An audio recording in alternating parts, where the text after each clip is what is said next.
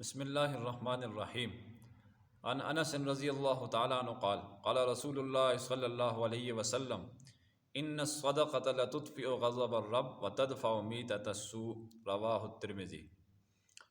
حضرت انس رضی اللہ تعالیٰ عنہ فرماتے ہیں کہ رسول اللہ صلی اللہ علیہ وسلم نے ارشاد فرمایا کہ صدقہ اللہ تبارک و تعالیٰ کے غصے کو ٹھنڈا کرتا ہے اور بری موت کو دفع کرتا ہے۔ ترمذی شریف کی یہ روایت ہے۔ جس طرح دنیا کے اندر بہت ساری چیزوں کے مثلا جڑی بوٹی ہے، یہ جتنی بھی مادی چیزیں ہیں ان کے اثرات ہوتے ہیں، کڑوی ہے، میٹھی ہے، جس طرح کے بھی اس کے اثرات ہوتے ہیں، بہرحال انسان کو محسوس ہوتے ہیں۔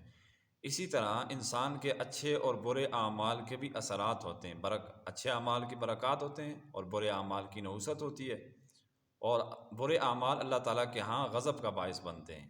تو اس لیے ان برے اعمال کی نحوست سے بچنے کے لیے یعنی کہ صدقہ کی ترغیب دی گئی ہے۔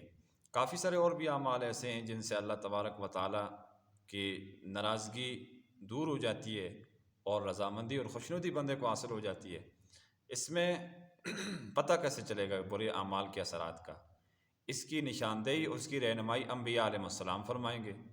تو انبیاء علیہ السلام نے جناب نبی کریم صلی اللہ علیہ وسلم نے ارشاد فرما دیا کہ اللہ تعالیٰ کے غضب کو ٹھنڈا کرنے والی چیز صدقہ ہے، اور بری اور ہلاکت والی موت کو، حادثے والی موت کو یہ دفع کرنے والی چیز صدقہ ہے۔ راہ خدا میں کسی فقیر کو، کسی مستحق کو کچھ بھی دے دینے کو، ضروری نہیں ہے مال، کپڑا، کوئی چیز، کھانا، یہ سب صدقہ میں آتا ہے۔ صدقہ کی چھوٹی قسم بھی ہے، بڑی بھی ہے۔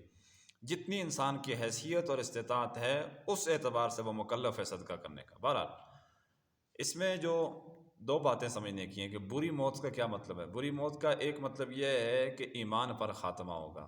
بری موت کا ایک مطلب یہ ہوتا ہے کہ منافق ہو کر نہیں مرے گا، صدقہ کی برکت سے ایمان کے ساتھ جائے گا۔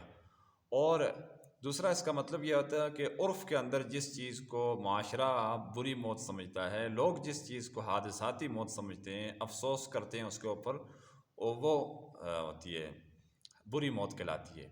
بہرحال ان دونوں معنوں کی اس کے اندر گنجائش ہے۔ اللہ تبارک و تعالی ہر قسم کی آفت سے صدقہ کرنے والے کو محفوظ فرمائیں گے۔ اللہ تعالی ہم سب کو ان احادیث مبارکہ کی تناظر میں اپنی اصلاح کی توفیق عطا فرمائے۔ وآخر دعوانا ان الحمد للہ رب العالمین۔